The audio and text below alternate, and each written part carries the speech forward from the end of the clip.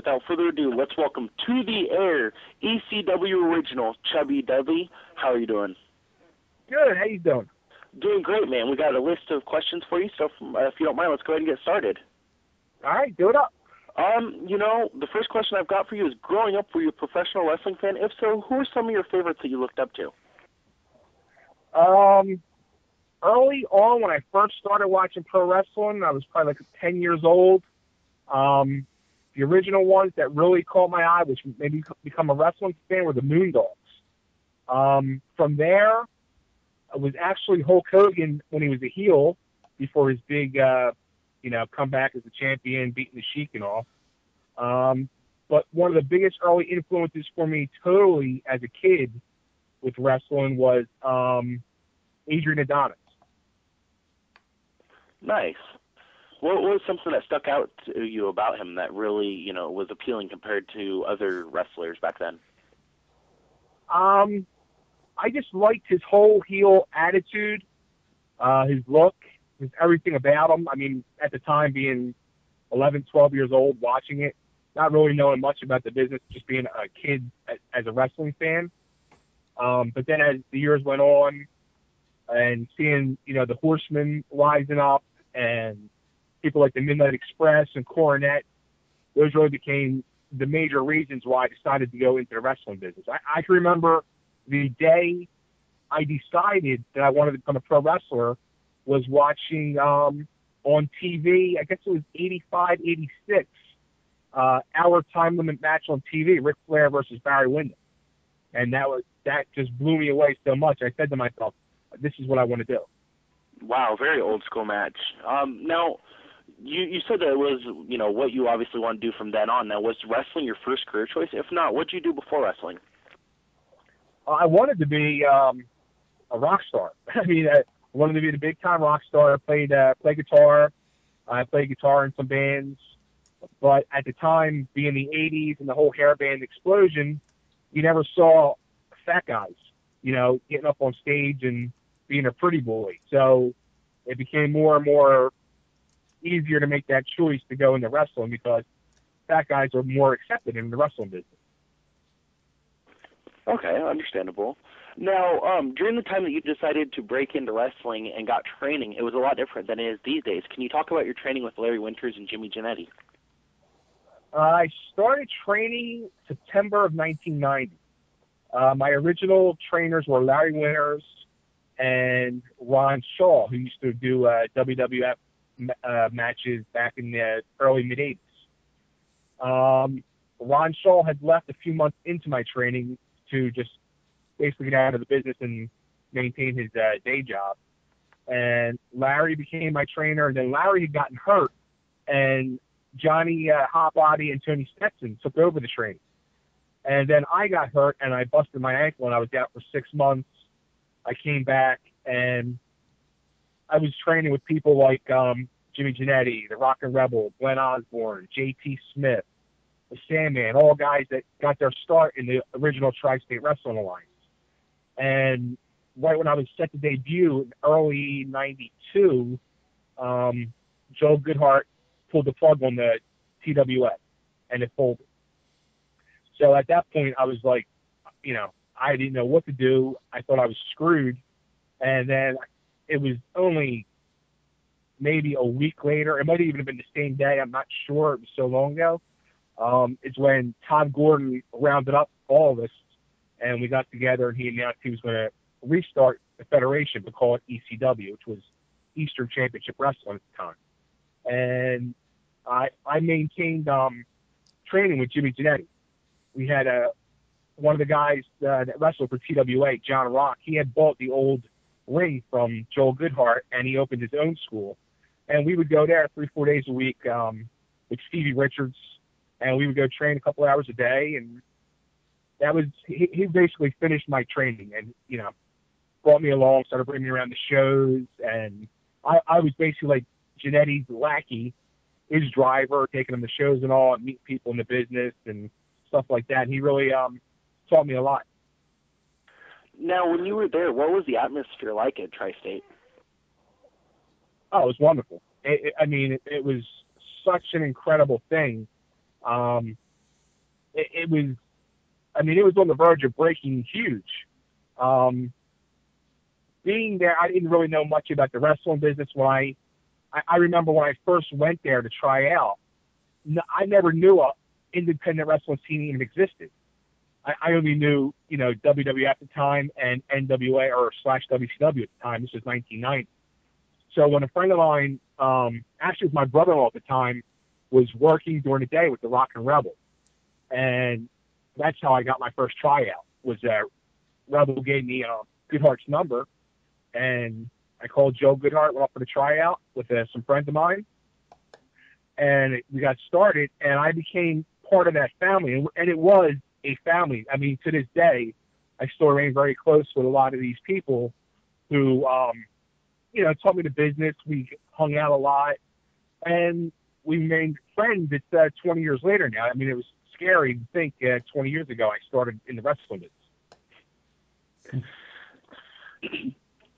Now, you actually started wrestling in the original ECW, going way back to Eastern Championship Wrestling as Easy Rider. Whose idea was it for that character, and were you originally in favor or against the idea?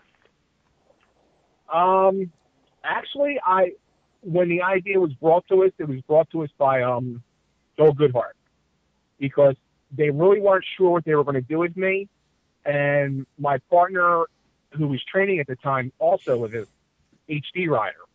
He was a biker. He rode a Harley, had that biker look, and I always was told I had a biker look between the long hair and the tattoos and the scruff and all. So they decided to team us up, and actually Jimmy Giannetti's the one that came up with the name the Hell Riders, and he named each of us. And I was honored by the whole gimmick and all, because it reminded me of Adrian Adonis when he was doing the biker gimmick. So I was ecstatic over it. Very understandable. Now, my co-host Andrew Karluk has a few questions for you. So, Andrew, go ahead. Yeah, can you talk about being one of the original guys from ECW, Eastern Championship Wrestling, to also work for Extreme Championship Wrestling? That's a very select group. Well, I mean, that's kind of funny, because I see that you put up on the flyer that was, being spread around Facebook and everything, ECW Original. And, I mean, that's true. And I'm an ECW Original. And I see a lot of the other boys from the Extreme days put that out there, that they're an ECW Original, when really they're not. I mean, I was there from day one in 1992. I was there in the old wrestling down in Philly at the Chestnut Cabaret, the sports bar we were still running shows out of. I was part of the TV tapings for the pilots to get on the sports channel. I was there for all that stuff. I remember I used to help Todd Gordon do a lot of promotions. I would go out to the areas, neighborhoods where we were doing shows, and me and some of the other boys, we would go and we'd be putting out the posters and the flyers and doing all that legwork for Todd, because he had his business to worry about, the jewelry store. So we would do all that stuff. And I mean, I remember going into his office one day to pick up flyers and tickets and posters, and he sat me down, and it was a good friend of mine, Frank Cody, who I wrestled a lot with through the years, and he told us, he's like, here's what I'm thinking of doing. What do you think? And he told us he was bringing in Eddie Gilbert to take over the booking. And I was like, I was flabbergasted. I was like, this is going to blow up. And I was so excited, because I was a huge Eddie Gilbert mark. He was one of my favorites, throughout the years. I was like, this is going to be great, because I loved Eddie's style of booking when he was there at UWF and old Mid-South Wrestling. So I was like, this is going to be incredible. And then Eddie came in, and slowly you saw it change, where all the Philly guys, the couple New York guys that would come down, some guys from like out in Harrisburg area, one by one, each week we would come to a show, one of us would be gone. So you slowly saw the writing on the wall, because Eddie was bringing in people with bigger names and more experience, and B, he was bringing in his own voice. He was bringing people up from down south, and probably I did the first 2 set of tapings, maybe 3 sets, I think the last tapings I did was Paulie Dangerously's first show with ECW. And actually, if you go back in ECW TV history, the very first match on TV was me and my old partner HD against the Super Destroyers. Yeah, that segues well into my next question, is because in those early days you did wrestle against the Super Destroyers quite a bit. Do you have any memories working with them?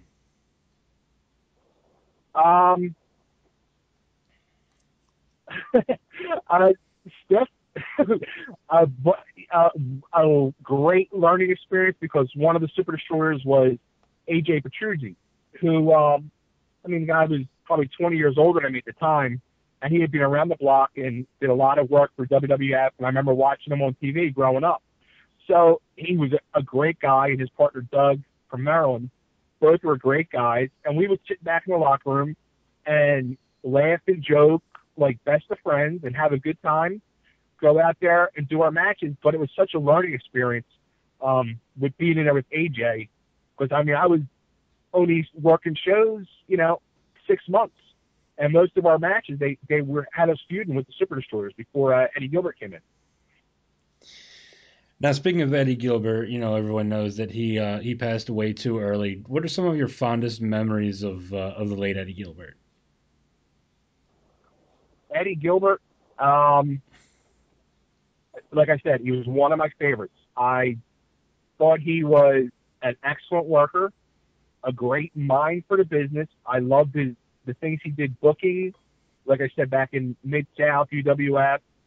When he came to ECW, he did some good things, but I don't think booking-wise it was on the level of what it was earlier in his career. I was honored to have shared a locker room with the guy, to have got to meet him. A weird story is, too, after he was let go by Todd, he was down in Puerto Rico, where he later passed away.